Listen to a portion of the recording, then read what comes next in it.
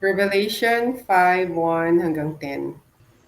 Then I saw in the right hand of him who sat on the throne a scroll with writing on both sides and sealed with seven seals. And I saw a mighty angel proclaiming in a loud voice, "Who is worthy to break the seals and open the scroll?" But no one in heaven or on earth or under the earth could open the scroll or even look inside it. I wept and wept because no one was found who was worthy to open the scroll or look inside. Then one of the elders said to me, "Do not weep. See, the Lion of the tribe of Judah, the Root of David, has triumphed. He is able to open the scroll and its seven seals." Verse 6. Then I saw a lamb looking as if it had been slain, standing at the center of the throne, encircled by the four living creatures and the elders. The lamb had seven horns and seven eyes, which are the seven spirits of God sent out into all the earth. He went and took the scroll from the right hand of him who sat on the throne. Verse 8. And when he had taken it, the four living creatures and the 24 elders fell down before the Lamb. Each one had a harp, and they were holding golden bowls full of incense, which are the prayers of God's people. And they sang a new song, saying, "You are worthy to take the scroll and to open its seals, because you were slain, and with your blood you purchased for God persons from every tribe and language and people and nation." Verse 10. You have made them to be a kingdom and priests to serve our God, and they will reign on earth. Amen. Thank Thank you. you. Okay, so dito no sa chapter 5, meron si John na nakita na isang book. Merong isang book na written inside and out, tapos sealed shut with seven seals. So ano ba ibig sabihin pagka sinabing sealed? Di ba yung mga letters natin kapag ka siniseal natin, di ba binabasa natin yung sticky part, tapos ididikit natin para sigurado, no, secure yung sulat natin. Na hindi, Nilalawayan. oo, hindi makakalabas ng envelope, di ba? Oo, lalawayan, di ba, pag walang tubig. Only Okay. in the Philippines. So yun ano, sealed, ganun siya ka-sealed. Ngayon, nalungkot si John to the point na humagulgol siya, he wept. Kasi no one was found worthy to open the book or to look in it. But then, yung isa sa mga elders, remember 24 elders sila, sabing ganon, "Don't weep. Behold, the lion who is of the tribe of Judah, the root of David, has overcome, he who opens the book and its seven seals." Good thing andyan si Jesus, si Yeshua, and only He is worthy to open the seven seals. Eto na, isa-isahin na natin yung seven seals, kung ano-ano kaya yon. I just would like to emphasize this verse 8. Sabi dito, "Now when he had taken the book, the four living creatures and the 24 elders fell down before the Lamb, each one having a harp and golden bowls full of incense, which are the prayers of the holy ones." Words of encouragement.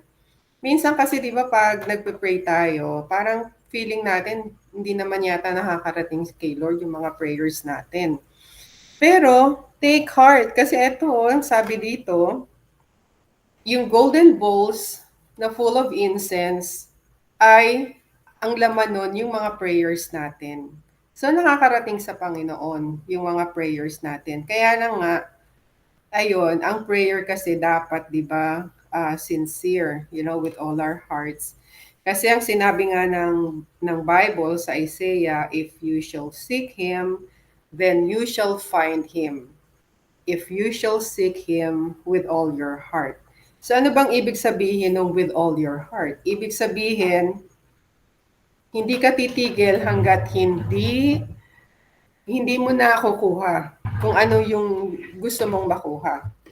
Okay, so yun, si Jesus, He is the only one worthy to open those 7 seals. Pakisa naman, Revelation 5, magmula 11 hanggang 14. At nakita ko at narinig ko ang tinig ng maraming mga anghel sa palibot ng luklukan at ng mga nilalang na buhay at ng matatanda. At ang bilang nila ay 10,000, tigsa 10,000 at libo-libo na nagsasabi ng malakas na tinig, karapat-dapat ang kordero na pinatay upang tumanggap ng kapangyarihan at kayamanan, at karunungan, at kalakasan, at kapurihan, at kaluwalhatian, at pagpapala. At ang bawat bagay na nilalang na nasa langit, at nasa ibabaw ng lupa, at nasa ilalim ng lupa, at nasa ibabaw ng dagat, at lahat ng mga bagay na nasa mga ito ay narinig kong nagsasabi sa kanya na nakaupo sa luklukan at sa kordero ay ang pagpapala at kapurihan at kahalwatian at paghahari magpakailanman. At ang Okay. 4 na nilalang na buhay ay nagsabi siya nawa, at ang matatanda ay nangagagpatira pa at nangagsisimba. Nakita natin yung mga angels, di ba? Thousands upon thousands, 10,000s upon 10,000s na nagwo-worship kay Jesus, kay Yeshua. So, that means na ito isang pagpapatunay na Diyos, di ba? Diyos si Yeshua. So, hindi siya tao, although at one point, di ba, nagkatawang tao siya, pero siya ay Diyos. Okay, then punta naman tayo sa Revelation 6. Okay, so dito sa chapter 6, iniisa-isa na yung 7 seals. Ano-ano ba yung mga 7 seals na yon? Nung binuksan yon, ano yung nakita or ano yung lumabas? Chapter 6, magmula verse 1 hanggang verse 8. Nakita kong inalis ng kordero ang unang sa 7 selyo, at narinig kong kasing lakas ng tunog na sinabi ng isa sa buhay na nilalang, halika. At nakita ko ang isang kabayong puti na ang kasabay may hawak na puno. Binigyan siya ng malis upang patuloy na inalis ng kordero ang pangalawang selyo. At ang narinig kong sinabi ng pangalawa, buhay na nilalang, halika. Isa namang kabayong pula ang limitaw na nakasakay ay binigyan ng kapangyarihang magpasimula ng digmaan sa lupa upang mapantayan ang mga tao. Binigyan siya ng isang malaking tabak. Inalis ng kordero ang pangatlong selyo at narinig kong sinabi ng pangatlong buhay na nilalang, halika. Isang kabayong itim ang nakita ko at may hawak na timbangan ang nakasakay dito. May narinig akong parang isang tinig na nagmumula sa kinaroroonan ng 4 na buhay na nilalang na nagsabi, isang takal ng trigo lamang ang mabibili ng sweldo sa maghapong trabaho at 3 takal ng harina lamang ang mabibili sa ganong ding halaga. Ngunit huwag mong pinsalain ang langis ng libo at ang alak. Inalis ng kordero ang pang-4 na selyo at narinig kong sinabi ang pang-4 na buhay na nilalang, halika. At nang nakita ko naman isang kabayong may maputlang kulay, ang pangalan ng nakasakay dito ay Kamatayan. Ang kasunod niya ang daigdig ng mga patay, ibinalot at mababangis na hayop. Amen. Thank you. So, ayan nung inisa-isa na yung 7 seals, yung unang seal, binuksan, and then ang nakita yung white horse. Tapos, ibinigay dun sa white horse yung isang corona, nakasakay dun sa white horse. And then, he came forth conquering and to conquer. He had a bow in his hand. So ang tanong, sino kaya yung kinakonquer niya at paano siya nagka-conquer? So could it be yung mankind, di ba? Tayong mga tao, tayo ba yung mga sinasakop niya? Could it be na the way ng pagka-conquer sa atin, itong rider on the white horse, is to control us? Which is, ngayon, sa China, yung government nila, kinokontrol na nila yung mga tao. Like, yung 15-minute city, doon lang sila sa loob ng 15-minute city. Hindi sila pwedeng lumabas. If ever na gusto nilang lumabas, kailangan kukuha pa sila ng permit, to get out. Tapos yung mga score nila, no? Kung halimbawa hindi nagustuhan ng government yung mga scores nila, hindi sila masyadong bibigyan ng privileges, like hindi sila makakapag-travel, hindi sila makakabili ng mga ganitong luxury, ganyan. Very basic lang yung mga pwede nilang bilhing pagkain and so on and so forth.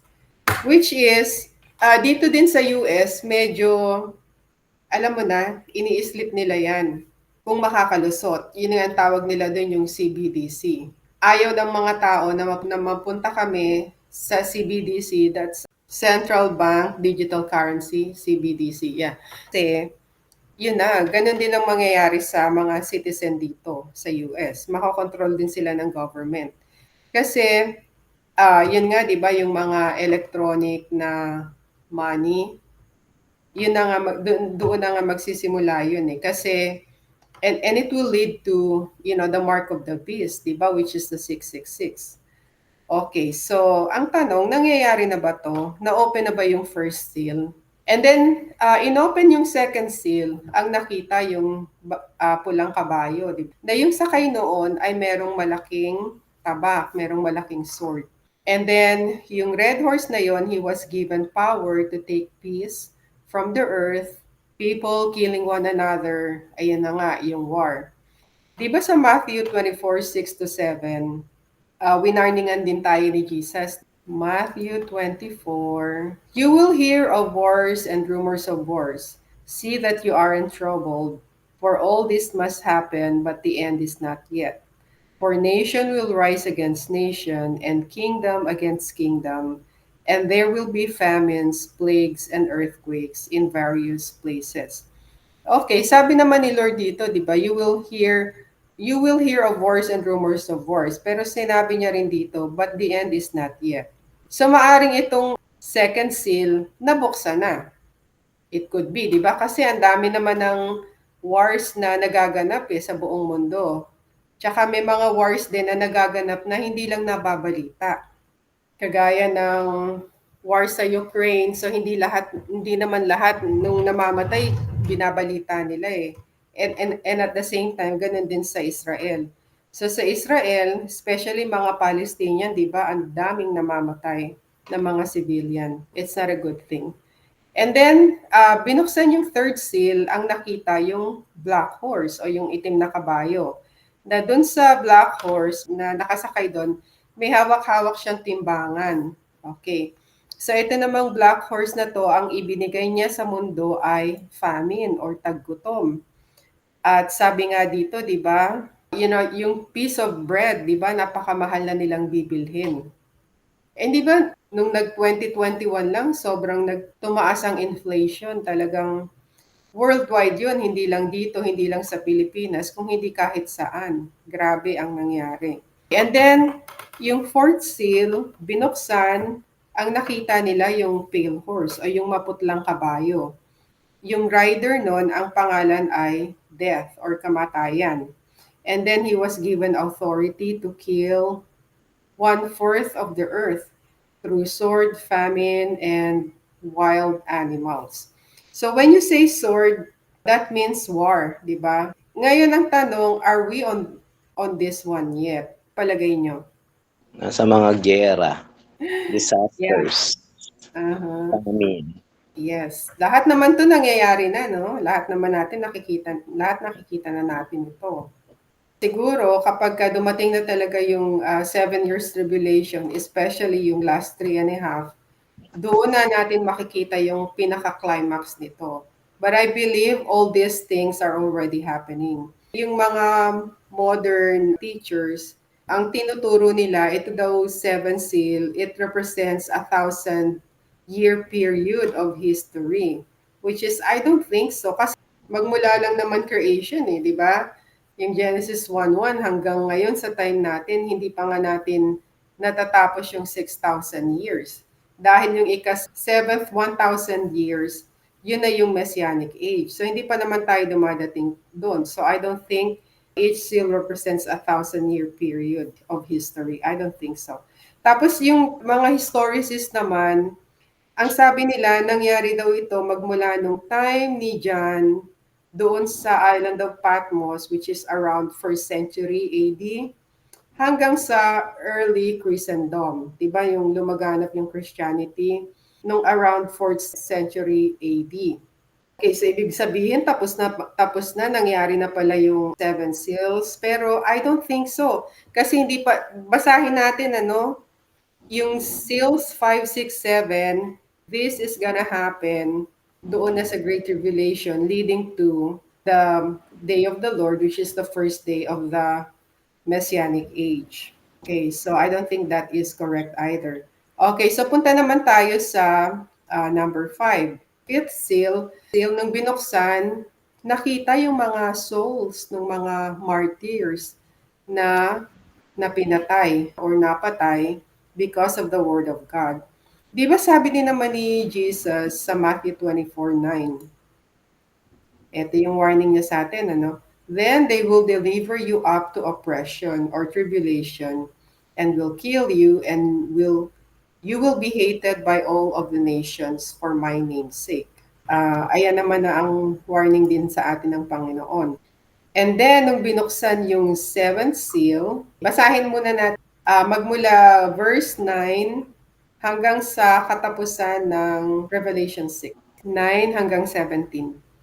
When he opened the fifth seal, I saw under the altar the souls of those who had been slain because of the word of God and the testimony they had maintained. They called out in a loud voice, "How long, sovereign Lord, holy and true, until you judge the inhabitants of the earth and avenge our blood?" Then each of them was given a white robe, and they were told to wait a little longer, until the full number of their fellow servants, their brothers and sisters, were killed just as they had been. Verse 12, I watched as he opened the sixth seal. There was a great earthquake. The sun turned black like sackcloth made of goat hair. The whole moon turned blood red, and stars in the sky fell to earth as figs drop from a fig tree with shaken by a strong wind. 14. The heavens receded like a scroll being rolled up, and every mountain and island was removed from its place. 15. Then the kings of the earth, the princes, the generals, the rich, the mighty, and everyone else, both slave and free, hid in the caves and among the rocks of the mountains. They called to the mountains and the rocks, "Fall on us and hide us from the face of him who sits on the throne and from the wrath of the Lamb." 17. For the great day of their wrath has come, and who can withstand it? May share lang ako sa inyong picture. I wonder kung ilan sa inyo ang familiar dun sa Georgia Guidestone. So itong Georgia Guidestones na to, tinayo siya noong 1980 and then miraculously na-destroy siya noong 2022. I think ang sabi tinamaan ng kidlat or something like that. So nasa Georgia dito sa USA. So yung Georgia Guidestone Monument, i-share ko yung picture niya so you're aware kung anong itsura niya. Ayan, let me know kung nakikita niyo. Nababasa at saka napapalaki naman po yung picture. Okay. So, kung babasahin niyo dyan, nakalagay, maintain humanity under 500 500. billion in perpetual balance with nature. Okay. So yan ang aim nila, no? To maintain humanity under 500 million. Para raw mabalance yung number ng humanity nung people doon sa nature. And because of that, 'di ba, they will, kill humans in every way, shape, or form. Like, they will manufacture pandemic, 'di ba, kagaya ng COVID-19. And then even famine, they will manufacture famine, wars, 'di ba? Yung Man-made. reproduction control, abortion, Planned Parenthood. So lahat 'yun to achieve na maging under 500 million yung humanity. Imagine ngayon, 'di ba 7 billion plus ang tao sa mundo? How can you reduce that to 500 million? Ang 7 billion, that is 7,000 million. Yung 7,000 i-reduce mo sa 500, 'di ba? Yun nga, 'di ba? Kasi yung mga nangyayari ngayon, especially imagine niyo, 'di ba, yung eto lang, ang hindi rin nila sinasabi, yung COVID vaccine deaths and injury. Sa death lang, ang sinasabi nila nasa hundreds of million around the world. Pero hindi natin nababalitaan yan. Malalaman lang natin yan dun sa mga faithful na talagang, sumusubaybay. Kasi tinatago nila eh. Pero talaga namang merong injury tsaka may death. Totoo yan. Kaya ngayon, ang sinasabi nila, any vaccine daw, wag na kayong magpa-vaccine. Kasi meron na raw, kung ano yung nasa COVID vaccine, nilagay na daw nila dun sa kagaya sa vaccine na yon. Kagaya halimbawa, yung simpleng flu vaccine, yung simpleng flu shot. Nilagyan na nila ng kung ano yung nilalagay nila dun sa sa COVID vaccine. Eto naman si Bill Gates, 'di ba? Ewan ko kung nangyayari sa Pilipinas 'yan, pero dito last year, no, ilang beses na iba yung itsura ng sky, especially pagka nasa beach ka. Talagang ang dilim. So ang sabi nila, binablock daw yung sun para ma-destroy yung mga crops. Tapos ma-manufacture na rin sila ng fire through DEW, yung direct energy weapon. So yun, pinapatay din yung mga cattle, yung mga crops, and even yung mga tao. So yeah, this is already happening. Hindi naman sa pananakot, 'di ba? Pero dapat din kasi din maging aware tayo. Maging aware tayo, tsaka maging discerning tayo. Kaya nga din, 'di ba, binigyan na rin, andyan nga yung Word of God eh, 'di ba? Ibinigay sa atin ng Panginoon 'yan para makita natin, ma-discern natin, nasaan na ba tayo? Malaman natin, hanggang kailan pa ba, 'di ba, bago dumating ang Panginoon. Okay. So after nung fifth seal, ayan nga no, yung souls of the martyrs, yung sixth seal nung binuksan, ayun. Alam niyo ba? Okay, basahin ko ulit yung verses 12 hanggang 17. I saw when he opened the sixth seal that there was a great earthquake. Great earthquake. Naalala ko, di ba, sa Taiwan, nagkaroon ng earthquake. Nito lang, 7.5.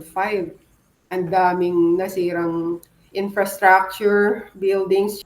I'm not sure about the death, hindi nila masyadong binabalita. Pero I'm sure marami rin yan. Okay, so, and then the sun became black as sackcloth made of hair, and the whole moon became as blood. The stars of the sky fell to the earth, like a fig tree dropping its unripe figs when it is shaken by a great wind. The sky was removed like a scroll when it is rolled up. Every mountain and island were moved out of their places.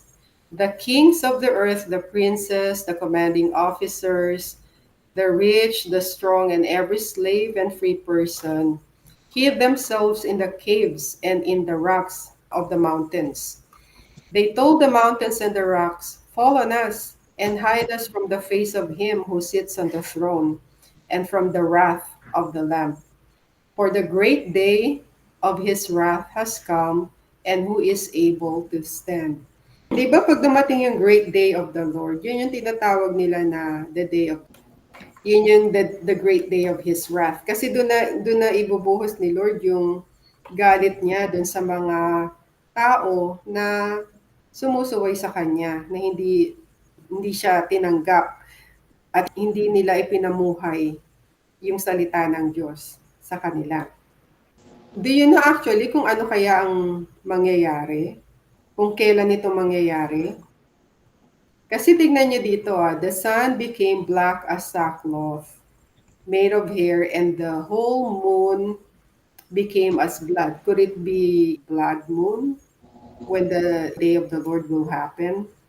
Okay, so tingnan natin sa ibang mga references, kagaya sa Matthew 24:29 through 31. This is describing the same event. But immediately after the oppression of those days, or after the tribulation of those days, the sun will be darkened, the moon will not give its light, the stars will fall from the sky, and the powers of the heavens will be shaken. And then the sign of the Son of Man will appear in the sky. Then all the tribes of the earth will mourn, and they will see the Son of Man coming on the clouds of the sky with power and great glory. He will send out his angels with a great sound of a shofar or trumpet, and they will gather together his elect from the four winds, from one end of the sky to the other. So when that day comes, and it's gonna come immediately after the oppression of those days, or after the Great Tribulation. Kasi remember, etong sagot ni Jesus na to, di ba kung titignan niyo sa Matthew 24, dito sa verse 3, sabing ganun ng mga disciples niya, and he sat on the Mount of Olives. The disciples came to him privately saying, "Tell us, when will these things be? What is the sign of your coming and of the end of the age?" So, yun ang tinanong nila, the end of the age or this age. Kasi alam natin, etong this age na to, pag natapos ito, comes the Messianic age, which is the 1,000 years reign of Christ. And then pagkatapos nun will be the age to come or the Olam Haba. So ngayon nasa Olam Hazeh tayo, this age. And last 7 years nung Olam Hazeh will be the tribulation, the 7 years tribulation. And then after that, yun na, dadating na ang Panginoon. Kaya ang daming reference, sa Bible that points to na ang timing ng pagdating ng Panginoon, it's gonna be after the tribulation, hindi before. The sun will be darkened, the moon will not give its light, the stars will fall from the sky. Yun ang sinabi sa Matthew 24:29. And then sa Joel 2:30 hanggang 32, pakibasa. At ako'y magpapakita ng mga kababalaghan sa langit at sa lupa, dugo at apoy at mga haliging usok. Ang araw ay magiging kadiliman at ang buwan ay dugo bago dumating ang dakila at kakilakilabot na kaarawan ng Panginoon. At mangyayari na ang sinumang tumawag sa pangalan ng Panginoon ay maliligtas, sapagkat sa bundok ng Sion at sa Jerusalem, doroon yayaong nangakatanan gaya ng sinabi ng Panginoon, at sa nangalabi ay yaong mga itatawag ng Panginoon. Okay, so this is describing the same event. Diba pareho rin ng description? The sun will be turned into darkness and the moon into blood before the great and terrible day of Jehovah comes. Actually, kung sa English version nyo, pag nakita nyo yung capital Lord, ibig sabihin, yan yung pangalan ni Jehovah na yung tetragrammaton Yod-Heh-Vav-Heh or YHVH, yung equivalent letters na sa English. Pinalitan nila ng Lord as circumlocution. Pero actually, yung pangalan niya yan, Jehovah. or YHVH or Yod-He Vav-He. And if you will see, dito sa verse 32 ng Joel 2, it will happen that whoever will call on the name of Jehovah shall be saved. Okay, so whoever will call on the name of Jehovah, which is quoted ito sa Acts 2:20 hanggang 21. The sun will be turned to darkness and the moon to blood before the coming of the great and glorious day of the Lord. And everyone who calls on the name of the Lord will be saved. Kinote yan, di ba, dun sa Joel 2. Kaya lang, dito sa Acts, yung Lord niya, hindi na capital L-O-R-D, naging regular L-O-R-D na lang. Pero actually, ito, that whoever will call on the name of Jehovah will be saved. So yun talaga yung text, yung original. Okay, and then dito sa Zephaniah 1:14 hanggang 18, the great day of Jehovah is near. It is near and hurries greatly. The voice of the day of Jehovah. The mighty man cries there bitterly. That day is a day of wrath, a day of distress and anguish, a day of trouble and ruin, a day of darkness and gloom, a day of clouds and blackness, a day of the shofar and alarm against the fortified cities and against the high battlements. I will bring distress on men, that they will walk like blind men because they have sinned against Jehovah, and their blood will be poured out like dust, and their flesh like dung. Neither their silver nor gold will be able to deliver them or save them in the day of Jehovah's wrath. But the whole land will be devoured by the fire of his jealousy, for he will make an end, yes, a terrible end, of all those who dwell in the land. Okay, di ba dun sa Revelation na yung binasa natin kanina dun sa text natin, and pareho, no, sabi, the sun became black as sackcloth, the whole moon became as blood. Revelation 6:17, for the great day of his wrath has come, and who is able to stand?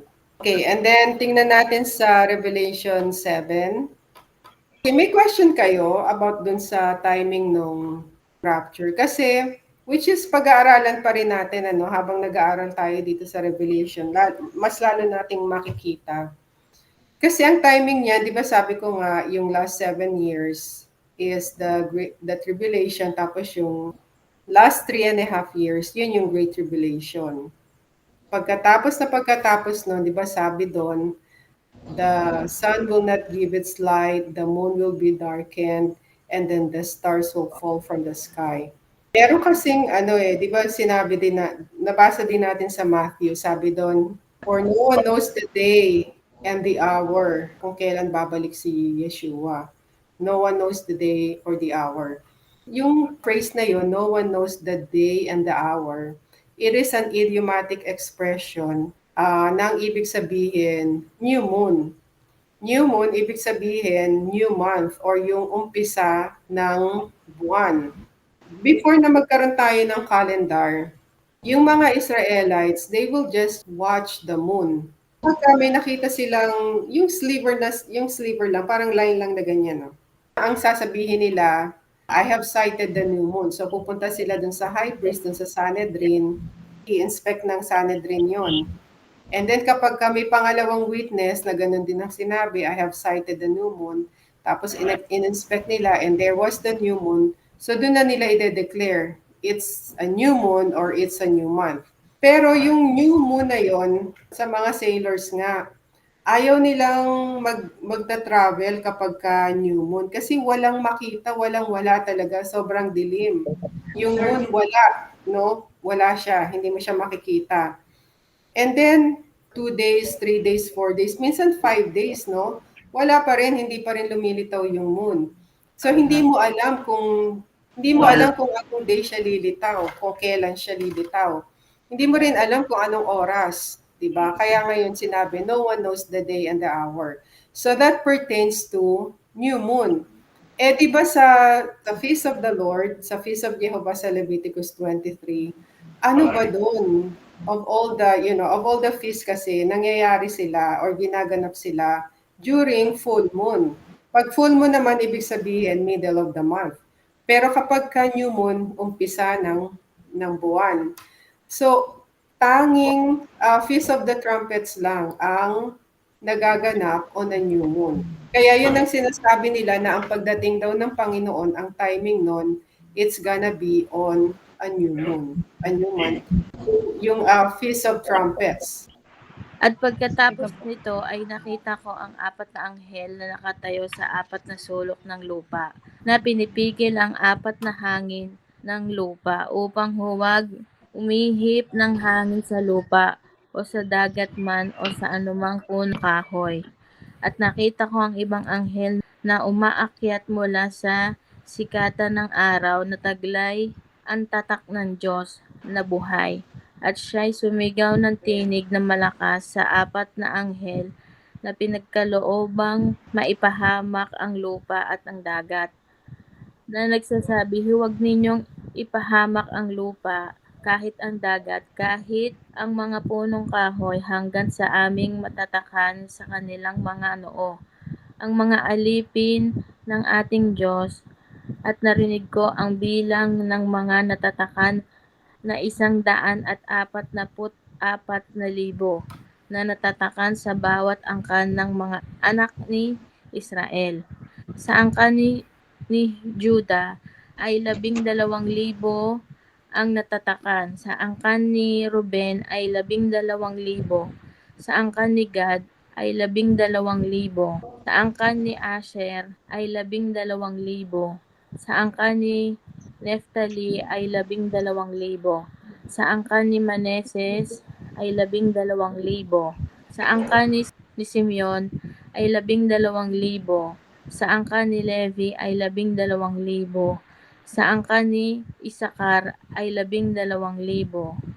Sa angkan ni Zabulon ay 12,000. Sa angkan ni Jose ay 12,000. Sa angkan ni Benjamin ay 12,000 ang tinatakan. Thank you. Okay, so kung makikita nyo, yung mga binanggit dyan, lahat sila 144,000 from the 12 tribes of Israel na may seal of God on their forehead. So, 12,000 from each tribe. From Judah, Reuben, Gad, Asher, Naphtali, Manasseh, Simeon, Levi, Issachar, Zebulun, Joseph, and Benjamin. So kung mapapansin nyo, bakit kaya wala si tribe of Dan? Si tribe of Dan, napalitan siya ng tribe of Manasseh, which is anak siya ni Joseph, di ba? So lumalabas, double portion si Joseph dito. Meron siyang Manasseh, tapos meron pa siyang Joseph. Sino kaya itong mga 12 tribes na to na may seal dun sa noo nila, seal of God? Sila kaya yung lahat lang ng mga maliligtas na from Israel? O sila ba yung magiging witness ba sila during the last days? I don't know, but I don't think ito lang lahat ng maliligtas from Israel, from yung mga natural-born Israelites. I don't think so. Okay, and then dito naman magmula sa verse 9 hanggang 17, babasahin ko. After these things I looked, and behold, a great multitude, which no man could number, out of every nation and of all tribes, peoples, and languages, standing before the throne and before the Lamb, dressed in white robes, with palm branches in their hands. They cried with a loud voice, saying, Salvation be to our God who sits on the throne and to the Lamb. Eto na yung mga maliligtas. Sabi dito, great multitude, which no one could number. So, marami rin pala, di ba? Maraming maliligtas. So, included na kaya dito yung mga patay na resurrect? I think so. And then sabi dito, they cried out with a loud voice, Salvation be to our God who sits on the throne and to the Lamb. So yun na, no? Kapag nga kasi, yun na, dumating si Yeshua, diba yung mga dead in Christ will rise first, And then sila na mga buhay pa, they will be caught up in the air to meet with the Lord. And then pagkatapos nun, yung wrath of God na ibubuhos na dito sa mundo doon sa mga rebellious. And then nakita nyo, doon na yung time na, pagdating ng time na yun, doon na natin marirealize yung salvation natin. Although ngayon, ligtas tayo, di ba? Kaya lang, yung realization nun, nung salvation natin, it's gonna come, when Jesus will come back, dun sa second coming niya. Kasi tignan nyo dito sa Revelation 7:10, they cried out, yung mga nalik, with a loud voice saying, "Salvation be to our God who sits on the throne and to the Lamb."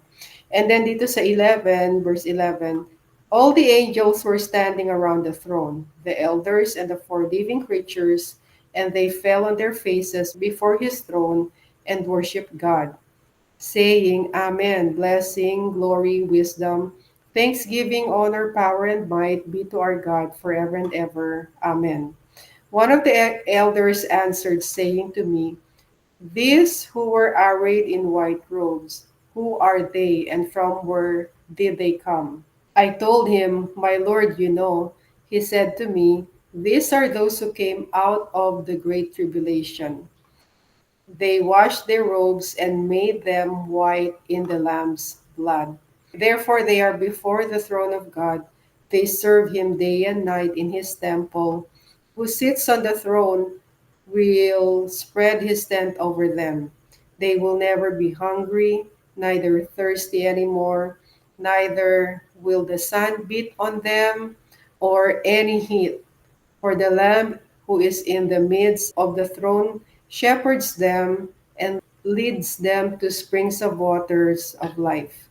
And God will wipe away every tear from their eyes. So pag dumating yan, nakapasok na tayo sa Messianic Kingdom, there will be no more hunger, no more thirst, at saka God will wipe away every tear from their eyes. So wala nang problema, hindi na tayo malulungkot. Kaya yung nandun sa, I believe, di ba, yung sa fifth seal, the souls of the martyrs killed for the word of God. So eto na sila, they will be included here, dito sa great multitude na to, that no one will be able to number. Amen. Okay, and then puntahan lang natin yung chapter 8, verses 1 hanggang 2. Ito kasi yung ikapitong seal, yung seventh seal. When he opened the seventh seal, there was silence in heaven for about half an hour. I saw the seven angels who stand before God, and seven trumpets were given to them. Okay, so yun yung seventh seal.